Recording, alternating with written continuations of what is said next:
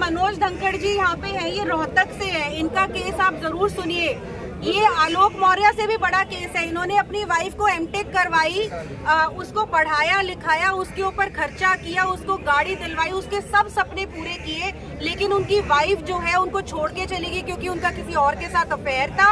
और उसके बाद से ये बेचारा इंसान पिछले 7 सालों से कोर्ट कचहरी के धक्के खा रहा है। अपने बेटे को इनको देखने भी नहीं दिया जाता। और सबसे बड़ी भयावह मैं आपको बात बताती हूँ, वो महिला खुद आयरलैंड बैठी है। उसका बच्चा जो है उसके माता पिता, बुजुर्ग माता के पिता के पास यहाँ पे इंडिया में था। एक बाप को बच्चा नहीं दिया जाता, लेकिन नाना नानी के पास बच्चा रहता है। और अब जो है इनकी बीवी जो है उस बच्चे को विदाउट कोर्ट की परमिशन दूसरी कंट्री में ले गई है और ये बंदा हर रोज धक्के खा रहा है। चाहते हैं कि महिला कानून का जो दुरुपयोग हो रहा है ये बिल्कुल खत्म कर दिया जाए। महिला आयोग की तर्ज पर एक पुरुष आयोग का गठन किया जाए। और अगर हमारी एक उम्मीद ये भी है चीफ जस्टिस ऑफ इंडिया, जिनसे हमें थोड़ी बहुत उम्मीद अब जागी है कि वो हमारे लिए कुछ करेंगे, हमें उनसे बहुत बड़ी उम्मीद है कि जो CAW सेल में जो भी केसेस जाते हैं, चाहे वो 98 से रिलेटेड हो, महिला थानों में 354 से 376 से और पॉक्सो एक्ट किसी भी केसेस से रिलेटेड कोई भी केस हो, तो उसी समय वहाँ पर एक एफिडेविट ले लिया जाए कि अगर इसी समय दूसरे पक्ष ने आपको झूठा प्रूफ कर दिया, उसी समय जितने साल की सजा उसमें होनी है वही साल की सजा आपको होगी। मैं दावे से कहता हूँ 98% कानून बंद हो जाएगा। आज IAS, IPS, पूर्व जस्टिस, उनके ऊपर भी आरोप लगे, IAS, IPS, जजेस, पुलिस, अन्य वर्ग, सभी लोगों के ऊपर में झूठे प्रकार के केस डाले गए। हर पुरुष प्रताड़ित है, लेकिन आगे आने से अब शुरुआत हो चुकी है और हम लेके रहेंगे, हम लेके रहेंगे। We want, we want।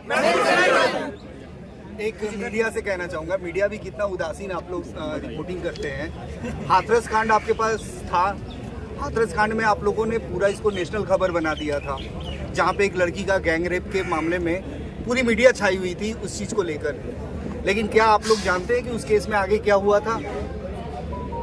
सारे के सारे लड़के निर्दोष साबित हुए। किस मीडिया ने इसको दिखाया? कितने लोगों ने आप लोगों ने सुनाया आज? ये बात स्ट्रीम मीडिया के लिए कह रहे हैं या सोशल मीडिया के लिए कह रहे हैं? सर, मैं सारे मीडिया के लिए कह रहा हूँ। सोशल मीडिया तो बराबर दिखाती है। सोशल मीडिया, सुनिए, हम सोशल मीडिया को कंट्रोल नहीं कर, सोशल मीडिया के बारे में हम नहीं बात कर रहे हैं। We are talking to the main media.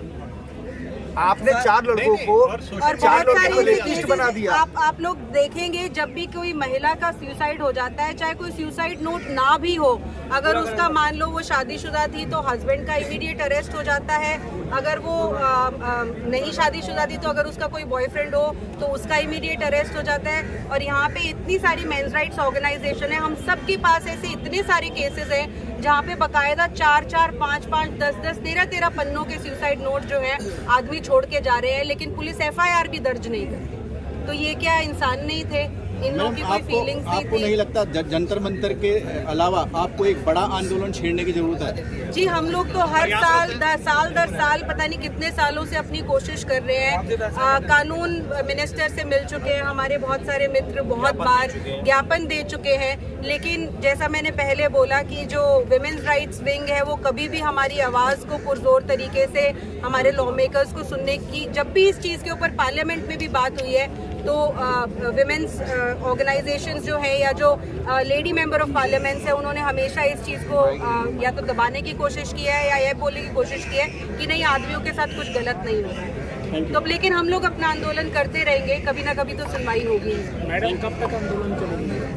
जी, आज का आंदोलन तो हम लोग सांकेतिक है, एक दिन का ही होता है हर साल। इससे बड़ा आंदोलन तो हमें तो आंदोलन करने के लिए भी परमिशन नहीं मिलती। वो भी कहते हैं कि नहीं देंगे जी, वो भी महिलाओं के पास है, हम क्या करें? हमारा कई वर्षों से 2 अक्टूबर को जंतर मंतर पर, फरीदाबाद में, अलग अलग राज्यों में, लखनऊ में, अलग अलग जयपुर में बहुत जगह प्रोग्राम होते हैं। हमारा दिल्ली के अंदर मोती नगर में B40 के अंदर सेंटर बना हुआ है। हम चाहते हैं कि जो भी पुरुष, प्रताड़ित पुरुष दिल्ली के अंदर आता है वो भी आए और आवाज उठाए अपनी चीजों के लिए। ये आंदोलन आज का नहीं है, ये हर वर्ष पूरा कंटिन्यू चलता रहेगा।